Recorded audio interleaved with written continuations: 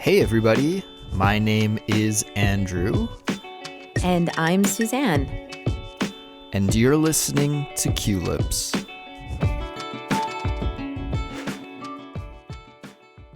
Welcome back to Culips. In this episode, you'll hear part 2 of Suzanne's engagement story. If you haven't heard part 1 yet, you might want to stop this episode and go back and give it a listen. You'll find it in your podcast feed or on our website, culips.com. Just look for Chatterbox episode number 247. Speaking of Chatterbox, that's what you're listening to right now. It's the Culips series that features completely natural English conversations for you to listen into. And guys, there's a study guide available for all Culips premium members on our website, culips.com. So go check out the website to learn about how to download and study with it. I think that's about all I wanted to tell you. So let's take a listen to part 2 of Suzanne's engagement story right now.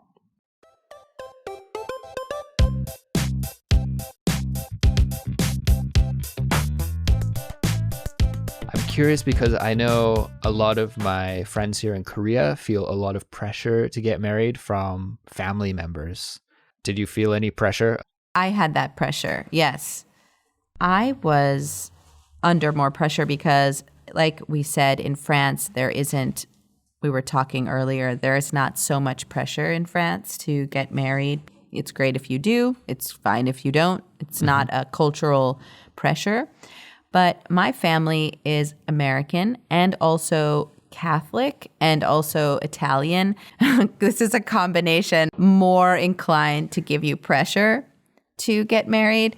So even my sister was with her husband, for 10 years too before they got married. But they knew each other since they were 15. So they got married at like 26, which is kind of like a normal time to get married. Seems so young to me. Me too. I think back to 26, I'm like, girl, right. I was not ready to do anything like that. I was hanging out and having fun. So I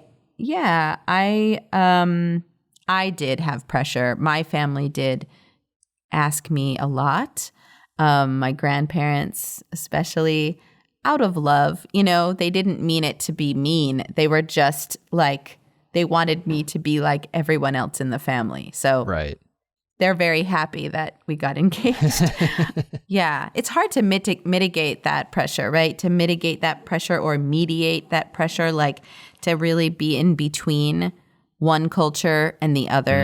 I'm sure our listeners understand that. If they've ever lived abroad or maybe they live in an English-speaking country now, it can be difficult to kind of parley between two different cultures or expectations to really kind of have to balance like where you came from and where you are now, right? That's not always easy. And speaking of which, Suzanne, one of our listeners asked us to talk about this exact topic, about intercultural relationships. And I realized that I think out of the 5 Culips hosts that we have on our team, 4 of us are in intercultural relationships. So wow. I think we're kind of experts maybe on this between us. I think so. So maybe we can save this topic for another episode because I think all of us will have lots to say about it. Totally. Especially like being in an intercultural relationship, living in the other person's culture. Right. Because that's a different thing. You can be in an intercultural relationship where they are living in your culture. And that's another topic for another day. Yeah. So we'll save that one for another day, but I think we'll have lots of interesting stories to tell when we get to that topic. Yeah. Sue, let's fast forward again. I keep sidetracking you, but tell me about how Ollie proposed. What was the proposal like? Yeah, well, we took our 10-year anniversary vacation. We went to Hawaii, so the island of Kauai, and we treated ourselves to a really, really amazing and fancy, beautiful hotel. Nice. With this crazy, awesome view. We paid extra for like the ocean view. Nice. And maybe I can post a photo of that. Yeah, you should. Because that was really beautiful. Yeah. I'll have a few pictures for this episode, I'm sure. Yeah. So guys, if you look on our Culips Instagram, maybe that is the best place for us to post them. So if you follow us on Instagram, you'll be able to see those pics. Yeah. And so we decided to hike the Kalalau Trail. The Kalalau Trail is on the northwest side of Kauai. Okay. There's a beautiful beach there you can only get to by hiking. So it's like a 2-mile hike, which in kilometers is about 4 or 5 kilometers, right? 2-mile hike for about 4 kilometers. Yeah. It's pretty easy to get to the beach.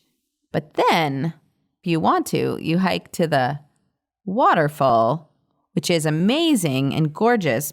And it's only 2 miles as well, but it's really harder. It's a lot harder. Is it uphill? It's like 10 times harder. Okay. Yes, but it's also, you're passing over a river like 4 times. Oh, okay. A small river, but it's tricky. It's really tricky. And there are moments where you're kind of like walking on very, very thin rock, like you're like kind of scaling a wall. Okay. It's technical. It's technical. Okay. It's very technical.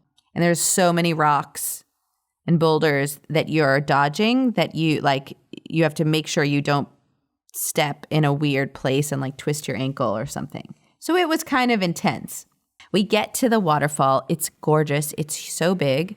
And then we eat like a really weird sandwich. We got like a really weird sandwich, like a ham and cheese from like the hotel, like not our hotel, whatever. It was like, like a pretend Starbucks at a hotel, like Cafe Blue or something. And okay, so you had a picnic, but you ate a weird sandwich. Yeah, we were both like unimpressed, but it was expensive and not good. And we swam in the waterfall. It was amazing. It was so beautiful. And when you put your ears under the water, you can hear the waterfall. It's so powerful and beautiful. Nice. So we swam, we come out, we're sitting on the rock, and we're finishing the sandwich. And all of a sudden, Ollie takes my hand and he looks at me and I'm like, what's happening? Like, why are you doing this in the middle of the sandwich? Kind of like, why are you holding my hand while we're eating ham sandwiches? And he said, we've been through a lot over these 10 years. And I was like, we have. And he's like, it hasn't always been easy. And all of a sudden I was like, yeah, you're right. And I like looked down at my sandwich and I look back up and he is kind of on his knee, but like leaning against a rock because there's really no place. It's like a lot of boulders. There's a lot of boulders. There's no place to really kneel. So he's kind of like awkwardly up against this rock on his knee. Trying his best. And all of a sudden, yeah, he is. With like one hand, he has like the piece of sandwich that's like flopping around. He's so nervous. And all of a sudden, I see this little gray box and I'm like, oh my God, what? I was like, what? What's happening? Oh my God. And I realized what was happening. And he opened the box and it was this beautiful diamond ring. Nice. And I was like freaking out. I was like, started to cry. And all of the tourists, there were all these tourists all around us. I think some of them heard me because I was like, oh my God, oh my God. And, when you're on a hike and you hear someone say, oh my God, like kind of not screaming, but emphatically. Right. Like, oh, did somebody twist their ankle or something? So he asked me to marry him in French. And I was so excited and like crying that I guess I didn't answer. And he's like, well, are you saying yes? Like, are you going to answer? And I was like, oh, ben oui. I said, ben oui. Like that. Yeah. In French. Like, but of course. yeah, like, of course. So Yeah. And so that was amazing. And we hiked back to the beach where we spent some really wonderful time on that amazing and gorgeous beach, which was great because after that moment and such a long hike, you kind of need some relaxation time on the beach. Well, we were walking around the beach and this woman, young woman, like younger than me, comes up to us with this beautiful camera and she's like, "Hi, you guys." We're like, "Hi." She's like, "I am a photographer. I'm actually on my honeymoon. I am a wedding photographer and you guys are so cute. Can I take pictures of you?" And she's like, "And then I'll upload them to my site and you can just download them for free." Wow. Like we're just on vacation and you guys are super adorable and we want to take pictures of you like for my portfolio. I was That's like, random. "What?" We were like, "We just got engaged." And she's like, "What?" So Perfect timing. yeah, we have incredible pictures of us like on Wow. this ridiculously beautiful beach. Such good timing. You know, that's like pristine. Yeah. It was like such good timing. Yeah. So that was amazing. So yeah. That's really unique. I don't think too many people have engagement photos. Almost everybody that gets married has wedding photos, but engagement photos? I Yeah. don't think Right. I've heard of that before, like on the spot. I know. I was like, "Did you plan this, Olivia?" He's like, "I've never met this woman in my life." It's like, I have no idea. She was from Seattle, and she is from Seattle, and she's such an amazing photographer and so sweet and has such just positive energy. And so we were like, "Sure, okay." When you said like multicultural, one of the things that we're doing as we plan our wedding, because we're planning our wedding to be in France, where Olivier is from, in the south of France. And we decided to use wedding planners there. Okay.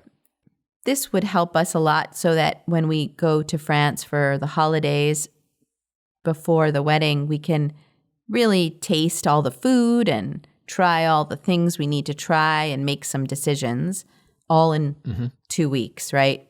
Right. And kind of have someone on that side of things helping us out. Well, one of the things that we decided is that we really want to have a Franco-American wedding. Like our theme is like French-American. Nice. So we're going to bring definitely have some like craft beers from Quebec and the US and things like that. Little touches that are American. Maybe we're going to bring some horseshoe games Nice. in the garden. Yeah.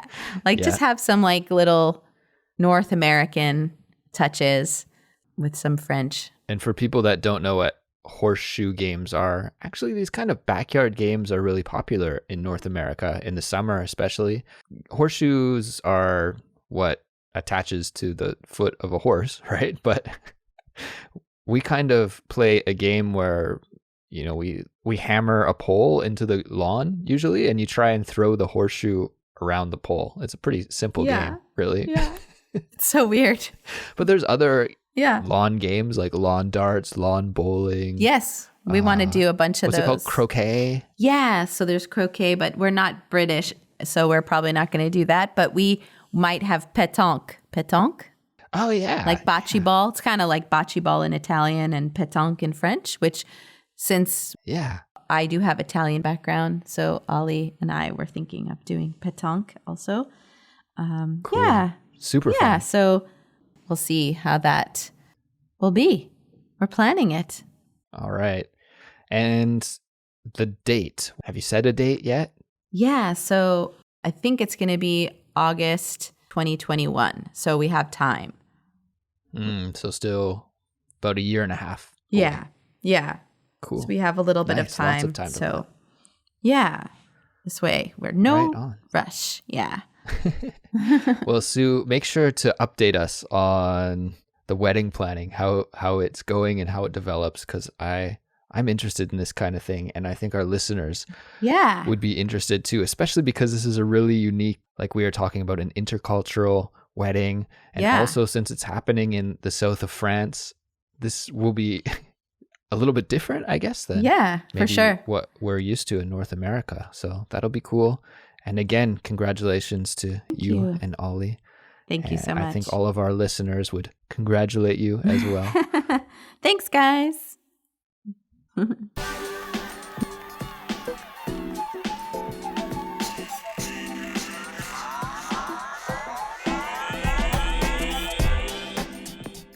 I think we should wrap it up here for today. So, guys, I want to remind you just one more time that there is a study guide for this episode on our website, culips.com, and all of our premium Culips members can download it. There's lots of good stuff in there, like the transcript and detailed vocabulary explanations and examples of all of the idiomatic vocabulary that you heard Suzanne and I use today. And there's also some discussion questions and a quiz as well. It's really cool.